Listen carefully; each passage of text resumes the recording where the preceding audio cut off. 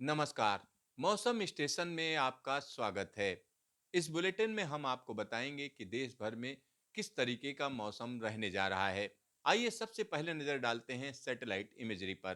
तो यहाँ satellite imagery में आप देख सकते हैं कि किस तरीके से उत्तर भारत का एक बड़ा इलाका, हम कह सकते हैं कि यहाँ पर मौसम साफ है। लेकिन दक्षिण भारत की बात करें तो दक्षिण भारत के ज़्यादातर इलाके में, यानी बिल्कुल जो टिप है, अगर हम उसकी बात करते हैं, खास तौर पर यहाँ पर अगर तमिलनाडु के दक्षिणी हिस्से की बात करें, केरल की बात करें, तो वहाँ पर बादलों की ज़बरदस्त आवाजाही है।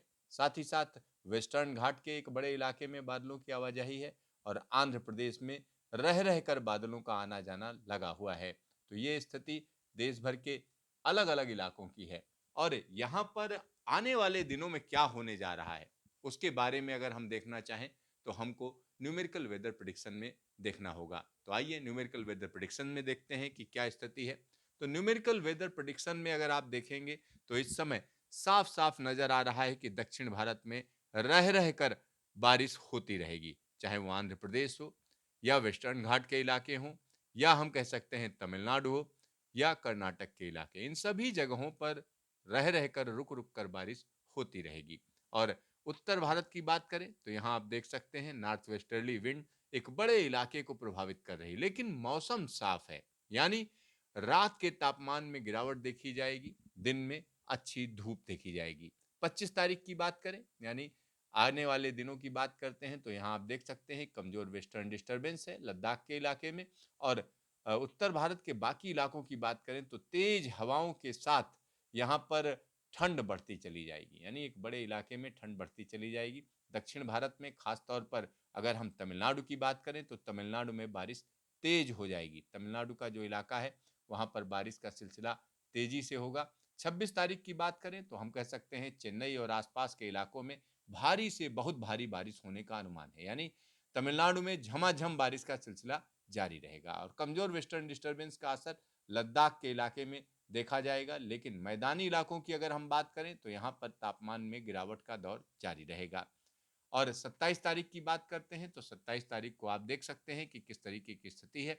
खास तौर पर तमिलनाडु की बात करें तो चेन्नई और आसपास के इलाकों में भारी बारिश का सिलसिला जारी रहेगा। केरल में कई जगहों पर मध्यम दर्जे की और बाकी जगहों पर भारी बारिश देखी जाएगी। अगर हम राजस्थान की बात करें तो यहाँ पर जिस तरीके के विंड सर्कुलेशन है, उनसे यही कहा जा सकता है कि यहाँ पर कुछ जगहों पर हो सकता है कि लाइटनिंग हो और बाकी जगहों की अगर हम बात करें तो निश्चित तौर पर तापमान में गिरावट का सिलसिला बना रहेगा। 28 तारीख को आप देख सकते हैं कमजोर वेस्टर्न डिस्टर्बेंस आगे निकल रहा है, लेकिन जो उत्तर भारत है वहां पर हिमालय से चलने वाली ठंडी हवाएं पहुंच रही हैं, जिसका असर एक बड़े इलाके में तापमान में गिरावट के साथ देखा जाएगा। तमिलनाडु की बात करें तो तमिलनाडु में चेन्नई समेत एक बड़े इलाके में झमाझम बारिश का सिलसिला जारी रहेगा।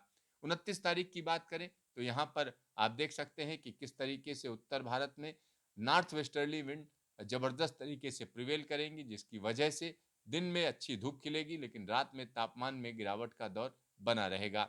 यहाँ पर दक्षिण भारत की बात करें तो दक्षिण भारत में आंध्र प्रदेश से लेकर तमिलनाडु तक के इलाकों में झमाझम बारिश का सिलसिला बना रहेगा। 30 तारीख की बात करते हैं तो 30 तारीख को आप देख सकते हैं कि किस तरीके से एक वेस्टर्न डिस्टर्बेंस लद्दाख में दाखिल हो रहा है। और यहाँ दक्षिण भारत की बात करें तो यहाँ हम कह सकते हैं चेन्नई समेत एक बड़े इलाके में भारी बारिश का सिलसिला रहेगा।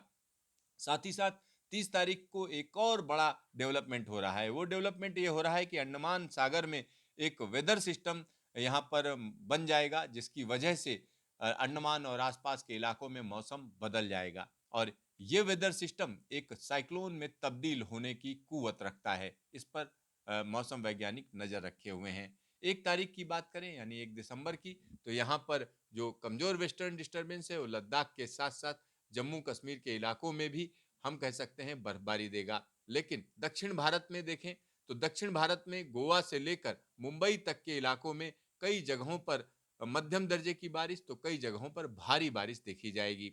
और यहाँ पर जो वेदर सिस्टम बना था वो कहीं ना कहीं और ज्यादा ताकतवर हो जाएगा, यानी डीप डिप्रेशन बनेगा और इसकी वजह से अंडमान निकोबार के इलाकों में झमाझम बारिश का सिलसिला देखा जाएगा। यानी दिसंबर की शुरुआत एक अलग तरीके के मौसम से हो रही है और 2 दिसंबर की बात करें तो ये जो वेदर सिस्टम यहाँ पर था वो कहीं न कहीं साइक्लोन में तब्दील हो जाएगा, यानी ये न्यूमेरिकल मॉडल्स दिखा रहे हैं। तो यहाँ पर साइक्लोन में तब्दील होने के संकेत मिल रहे हैं और दक्षिण भारत की बात करें तो वेस्टर्न घाट के एक बड़े इलाके में जोरदार बारिश बनी रहेगी।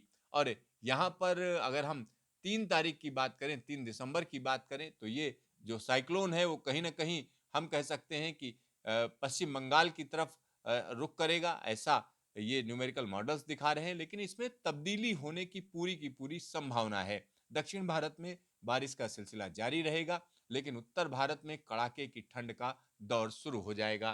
तो यहाँ पर हम आपको बता दें कि जो ये न्यूमेरिकल मॉडल है, ये जो दिखा रहा है, इसमें आने वाले दिनों में तब्दीली होगी। लेकिन मोटे तौर पर 2 बातें साफ-साफ नज़र आ रही हैं। पहली बात है उत्तर भारत में कड़ाके की ठंड का दौर शुरू हो जाएगा, यानी नवंबर खत्म होते-होते दिसंबर की शुरुआत में अच्छी खासी ठंड उत्तर भारत के इलाकों में देखी जाएगी। लेकिन दक्षिण भारत की बात करें तो 25 नवंबर से लगातार बारिश बढ़ती चली जाएगी, यानी चेन्नई और आसपास के इलाकों में भारी बारिश का सिलसिला लंबे समय तक बना रहेगा। लेकिन एक और बड़ी बात जिस पर सबकी नजर है, वो दिसंबर की शुरुआत में एक और वेदर सिस्टम बंगाल की खाड़ी में बन रहा है, जो शुरुआत में कम दबाव का क्षेत्र, उसके बाद डिप्रेशन, फिर डीप डिप्रेशन और उसके बाद साइक्लोन में तब्दील हो सकता है।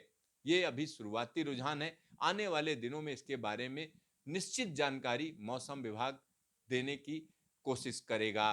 तो देखते रहिए मौसम स्टेशन, फिर मिलेंगे दोबारा।